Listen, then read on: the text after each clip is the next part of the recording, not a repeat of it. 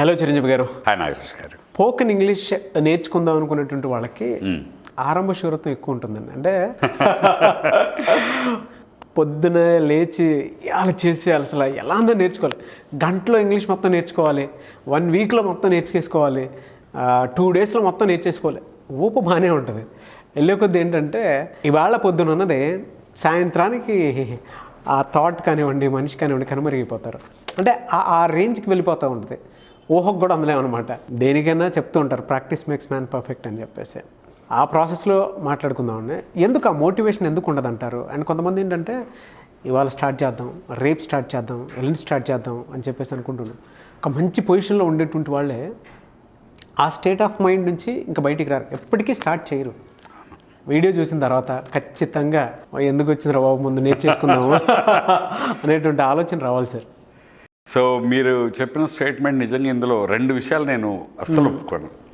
First మీరు ఏమన్నారంటే spoken English నేర్చుకోవాలనుకున్న వాళ్ళకి ఆరంభ శూరత్వం ఎక్కువ అన్నారు. అవునవును, అది స్పోకెన్ ఇంగ్లీష్ వాళ్ళకి అంటే నేను ఒప్పుకోను. ఫస్ట్ థింగ్ ఓకే, ఇది చాలా అన్నిటికీ. రెండవది ఇంకోటి మీరు ఏమన్నారంటే పొద్దున్న లేవగానే ఇవన్నీ చేసేయాలి అనుకుంటారు అన్నారు కదా. పొద్దున్న లేవగానే అనుకోరు, రాత్రి పడుకొని ఎప్పుడు అనుకుంటారు. అందుకే తెల్లారి మర్చిపోతూ ఉంటారు. అవునవును. సరే, టాపిక్ వచ్చేస్తే మీరు అడిగారు కాబట్టి దీన్ని ఎట్లా చూడవచ్చు అంటే దీనికి ఏదో కర్ణుడు చావు కారణాలు అనేకం అన్నట్టు ఇంగ్లీష్ నేర్చుకోకపోవడానికి కూడా ఎన్నో రీజన్స్ ఉంటాయండి, వ్యక్తిగతంగా పర్సనల్గా. బట్ మనం అన్ని రీజన్స్ని అడ్రస్ చేయలేం.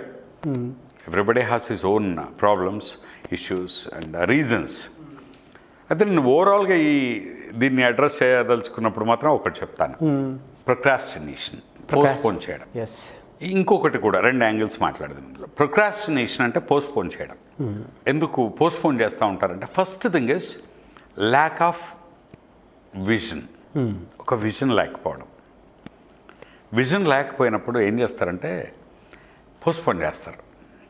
అంటే ఇది పలానా రోజు మనకు అవసరం పడుతుంది, ఫ్యూచర్లో మనం ఈ స్థాయికి ఎదుగుతాం, ఆ రోజు ఇంగ్లీష్ అవసరం పడుతుంది అనే ఒక విజన్ లేకపోవడం.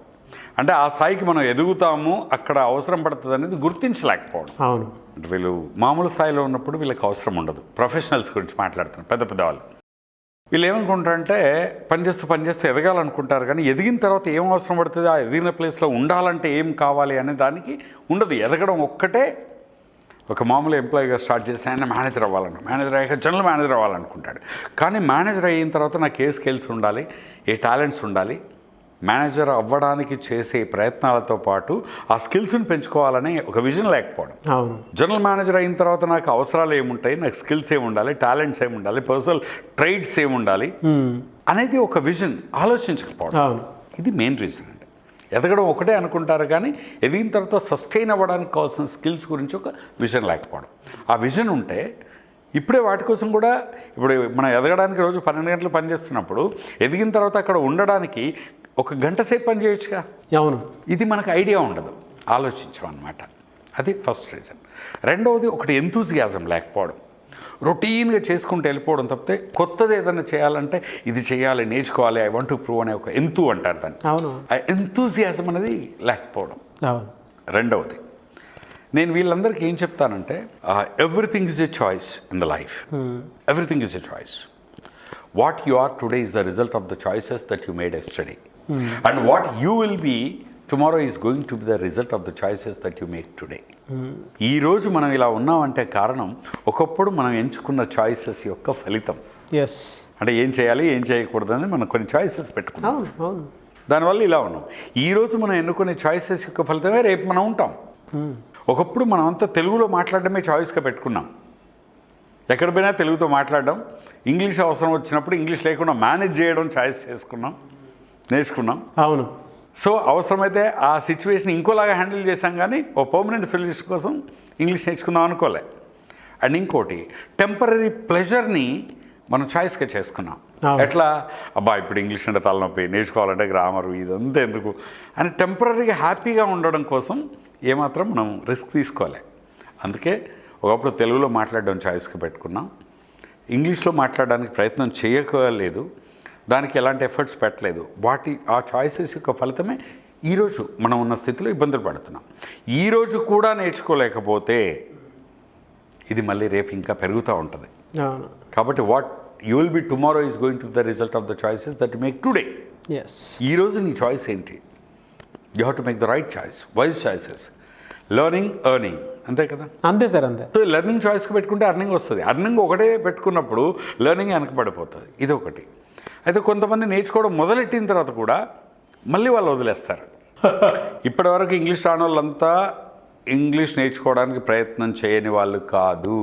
వీళ్ళంతా వాళ్ళంతటి వాళ్ళుగా సెల్ఫ్గా ఎన్నోసార్లు మదనపడి ఇబ్బంది పడి రకరకాలుగా ప్రయత్నం చేసి వదిలేసిన వాళ్ళు. సో వీళ్ళు ఈరోజు ఏం చాయిస్ పెట్టుకోవాలి అంటే they have to make a wise choice. ఒక్కసారి ఒక కమిట్మెంట్ తీసుకున్నారు అంటే ఆ కమిట్మెంట్ వదిలేయకూడదండి. ఒక ఋషి ఆయన, అంటే రీజన్స్ అందరికీ ఉంటాయి. ఒక సాధువు ఎవరో నీళ్ళల్లో వెళ్ళిపోతున్నాడట. సాధువు వెళ్తూ ఉంటే ఒక తేలు నీళ్ళల్లో కొట్టుకుపోతుంది. అవును. ఆ సాధువు వెళ్ళి ఆ తేలుని తీసుకొచ్చి ఒడ్డున పడేశాడట. ఒడ్డుకు తీద్దామని తేలుని తీశాడు, ఇలా కాపాడదామని. కొట్టుకుపోతుంది. తేలు ఏం చేస్తుంది? కుట్టింది. కుట్టగానే వదిలేశాడు. మళ్ళీ తీసుకున్నాడు, మళ్ళీ కుట్టింది. అలా 2-3 సార్లు జరిగింది. ఈయన కాపాడదామని తీస్తూ ఉంటే అది కుడుతూ ఉంది, వదిలేస్తున్నాడు. చివరికి 4వసారి తీసుకున్నాడట. అది ఎంత కుడుతున్నా అలా తీసుకొచ్చి ఒడ్డున పడేశాడట. అప్పుడు ఆ సాధువు దగ్గర శిష్యుడు ఉంటాడు. ఏంటి స్వామీజీ, గురువుగారు, ఎదవతేలు దాన్ని మీరు కాపాడదామని మీరు ప్రయత్నం చేస్తుంటే అది కుడుతూ ఉంది, వదిలేండి, దాని చావ చేస్తుంది, మీకెందుకు ఈ శ్రమ అన్నాడు. అప్పుడు ఆయన అన్నాడట, ఆ సాధువు, ఆ తేలు మీద ప్రేమతో నేను కాపాడలేదురా, నా ఈగో హర్ట్ అయింది. తేలు ధర్మం ఏంటి? దాన్ని ఎవడైనా ముట్టుకుంటే కుట్టడం దాని ధర్మం. అది నీళ్ళలో కొట్టుకుపోతున్నప్పుడు చచ్చే ముందు కూడా, చచ్చిపోయే స్థితిలో కూడా ముట్టుకోగానే కుట్టిందిరా, దాని ధర్మాన్ని నెరవేర్చింది. ముట్టుకుంటే కుట్టడం దాని ధర్మం. మరొక సాధువుగా ఒక ప్రాణి చనిపోతుంటే కాపాడడం నా ధర్మం, నా ధర్మాన్ని వదిలేయమంటావా? అందుకే కాపాడాను రా, దాని మీద ప్రేమతో కాదు అంటాడు. కమిట్మెంట్. నేర్చుకోవడం అనేది ఒక కమిట్మెంట్ కింద తీసుకోవాలి. అది మన ధర్మం అండి. ఎవరి కోసం కాదు. ఇవాళ ఇంగ్లీష్ నేర్చుకోవాలనుకున్నా, ఓకే, ఇన్ని సంవత్సరాలు నాకు నచ్చినట్టుగా 24 గంటలు స్పెండ్ చేశా. నెక్స్ట్ 45 days డైలీ 2 hours నేను ఓన్లీ ఇంగ్లీష్కే పెడతా అనుకోవాలి. కమిట్మెంట్ తీసుకోవాలి. మిగతా ఆయన పక్కన పెట్టాలి.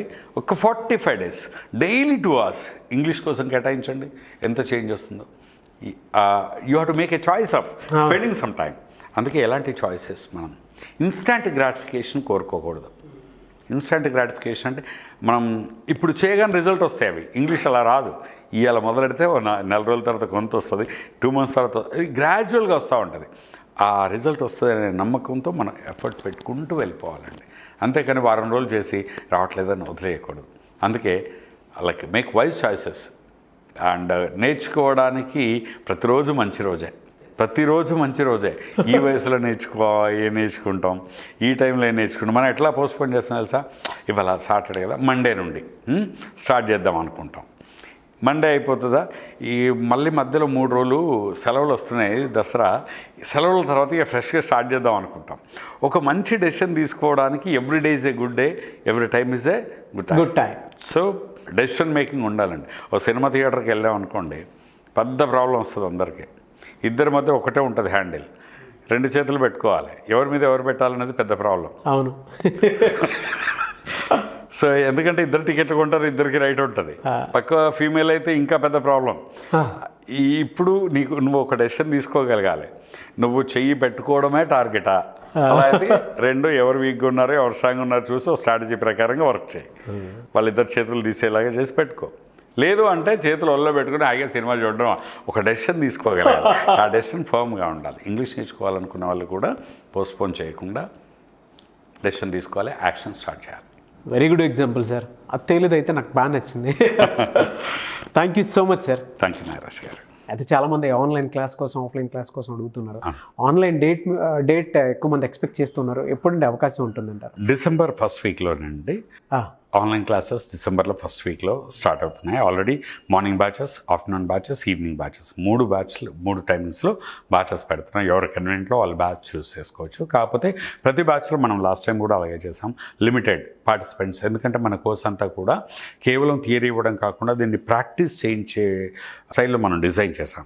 ఇది spoken English, soft skills, interview స్కిల్స్తో పాటు మనం పర్సనాలిటీ డెవలప్మెంట్, మోటివేషన్ క్లాస్ అన్నీ కూడా ఉంటున్నాయి. Very good. కాబట్టి ఏంటంటే ఎవరైనా సరే ఈ ఆన్లైన్ క్లాసెస్కి అటెండ్ అవ్వాలనుకుంటే ముందుగానే టైమింగ్స్ వాళ్ళు ఫిక్స్ చేసుకొని అడ్మిషన్ తీసుకుని ఉండాలి. ఎందుకంటే మనం లిమిటెడ్ పీపుల్ని ఒక బ్యాచ్కి తీసుకున్నాం. డిసెంబర్ ఫస్ట్ వీక్లో ఆన్లైన్ క్లాసెస్ స్టార్ట్ అవుతున్నాయి. It's a 3-dimensional course. And 3-dimensional spoken English, soft skills and personality development 3 కలిపి ఒక యూనిక్ కోర్స్ కింద మనం దీన్ని డిజైన్ చేసాం. So online course already last month start అయిన బ్యాచెస్ అద్భుతంగా జరుగుతున్నాయి. కాకపోతే అందులో అడ్మిషన్స్ లేవు. ఇప్పుడు ఆల్రెడీ ఇవి చాలా వరకు ఫుల్గా తీసుకున్నాం. ఇప్పుడు మళ్ళీ నెక్స్ట్ బ్యాచెస్ డిసెంబర్ ఫస్ట్ వీక్లో స్టార్ట్ అవుతున్నాయి. Very good sir, thank you అండి. సో మీరు ఎవరన్నా అటెండ్ అవ్వాలి అనుకుంటే డిసెంబర్ 1 నుంచి క్లాసెస్ వాటికి సంబంధించిన మొత్తం స్టార్ట్ అవుతాయి అనమాట. సో ఈలోపే ఎన్రోల్ చేసుకోవాలి అనుకునేటువంటి వాళ్ళు ఎవరైనా సరే నవంబర్లోనే మీరు ఎన్రోల్ చేసుకోవచ్చు. సో డిసెంబర్ ఫస్ట్ వీక్ నుంచి అయితే మీకు ప్రాపర్గా గైడెన్స్ అనేది ఖచ్చితంగా ఉంటుంది. ఇంకో విషయం ఏంటంటే ఈ మన ఆన్లైన్ క్లాసుల యొక్క ప్రత్యేకత ఏంటంటే ఆన్లైన్ క్లాస్లో జాయిన్ అయిన వాళ్ళకి మనం ఈజీ ఇంగ్లీష్ ఇప్పుడు ఈ మెటీరియల్ ఫ్రీగా ప్రొవైడ్ చేస్తున్నాం. దీంతోపాటు కొన్ని థౌజండ్స్ ఆఫ్ రూపీస్ వర్త్ చేసే మొబైల్ యాప్కి మన వీడియో లెసన్స్ అన్నీ ఇస్తున్నాం. మొబైల్ యాప్లో ఈ ఆన్లైన్ క్లాస్కి వచ్చిన వాళ్ళు ఎప్పుడైనా మిస్ అయినా, టైం సరిపోకపోయినా ఆ మొబైల్ యాప్లో నా రికార్డెడ్ వీడియో లెసన్స్ చూసుకోవచ్చు. 3-dimensional ఇంకో యాంగిల్లో కూడా, ఒకటి బుక్, ఒకటి యాప్, ఇంకోటి direct faculty interaction, homework, practice ఇవన్నీ ఉంటాయి. సో ఏ పాసిబిలిటీని వదిలిపెట్టట్లేదు. Material, app, access to app videos and online direct interaction with faculty. So 3-dimensionalగా ఈ కోర్స్ ఉంటుంది. Very good sir, thank you so much Chiranjeevi garu. చూసారు కదండి వీడియో. ఈ వీడియోపై మీ అభిప్రాయాన్ని కామెంట్ బాక్స్లో పోస్ట్ చేయండి. ముఖ్యంగా మీరు కనుక వీడియోస్ చూసిన తర్వాత లేదంటే చూసే ముందు మేధా ఈజీ ఇంగ్లీష్ బుక్, ఈ బుక్ మీకు చాలా బాగా ఉపయోగపడుతుంది. ఇందులో మీరు ఇంగ్లీష్ వొకాబులరీ డెవలప్ చేసుకోవాలనుకున్న గ్రామీణ ప్రాంతాల్లో ఉండేటువంటి వాళ్ళకైనా సరే అండ్ ఇంగ్లీష్ మినిమం చదువుకునేటువంటి వాళ్ళు కూడా ఇంగ్లీష్ నేర్చుకోవాలి అనుకునేటువంటి వాళ్ళు తెలుగు టు ఇంగ్లీష్ 2 ఉంటాయన్నమాట. అండ్ ఈ బుక్కి సంబంధించి మీకు కావాలి అనుకుంటే స్క్రీన్ మీద కాంటాక్ట్ నెంబర్ కనిపిస్తుంది, దానికి మీరు సంప్రదించవచ్చు. అండ్ మేము చేసినటువంటి వీడియోస్ బుక్ పక్కనే పెట్టుకొని ఒక్కొక్కటి మీరు నేర్చుకోవడానికి అవకాశం ఉంటుంది. బల్క్లో అన్నా తీసుకోవచ్చు. స్కూల్స్, కాలేజెస్, టీచర్స్కి కూడా ఉపయోగపడే విధంగా కాంపిటేటివ్ ప్రిపేర్ అయ్యే వాళ్ళకి కూడా ఈ బుక్ చాలా బాగా ఉపయోగపడుతుంది.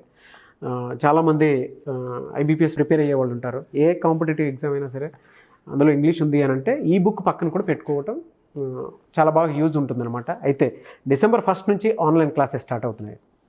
చాలామంది ఆన్లైన్ క్లాసెస్ ఎప్పుడెప్పుడు ఉంటాయి ఏంటని చెప్పేసి కూడా కింద కామెంట్ బాక్స్లో పోస్ట్ చేయడం జరుగుతుంది. నాకు కూడా డీటెయిల్స్ ఎప్పుడెప్పుడు ఉంటాయి అనేది కూడా అడగడం జరుగుతుంది. డిసెంబర్ 1 నుంచి క్లాసెస్ స్టార్ట్ అవుతాయి కాబట్టి మీరు స్క్రీన్ మీద కనిపిస్తున్న నెంబర్కి సంప్రదించవచ్చు. ఒకవేళ మీకు కాంటాక్ట్ నెంబర్ కనెక్ట్ అవ్వట్లేదంటే మిస్టర్ నాగ్ అఫీషియల్ అని నా ఇన్స్టాగ్రామ్ ఐడి ఉంది. నా ఇన్స్టాగ్రామ్ ఐడి కూడా మీకు ఇక్కడ కనిపిస్తూ ఉంటుంది. దాన్ని మీరు ఫాలో అయ్యి నాకు మెసేజ్ పెట్టినా కూడా బుక్ కావాలి లేదా ఆన్లైన్ క్లాస్ అటెండ్ అవ్వాలి, బ్యాచ్ వైజ్ అటెండ్ అవ్వాలి అనుకున్నా కూడా మీరు మీ కాంటాక్ట్ నెంబర్ పెట్టి ఫలానాది అని చెప్పేసి మీరు నాకు మెసేజ్ పెట్టినా ఖచ్చితంగా నేను చిరంజీవి గారి టీమ్కి నేను ఫార్వర్డ్ చేస్తాను. సో ఆ విధంగానే సరే మీరు నన్ను అప్రోచ్ అవ్వచ్చు. బట్ డిసెంబర్ నుంచి క్లాసెస్ అయితే జరుగుతాయి అని మీరు ఖచ్చితంగా అటెండ్ అవ్వండి. వీడియో లైక్ చేయండి, షేర్ మాత్రం తప్పకుండా చేయండి. ఇలాంటి మరిన్ని వీడియోస్ కోసం మా ఛానల్ ఫాలో అవ్వండి. Thank you.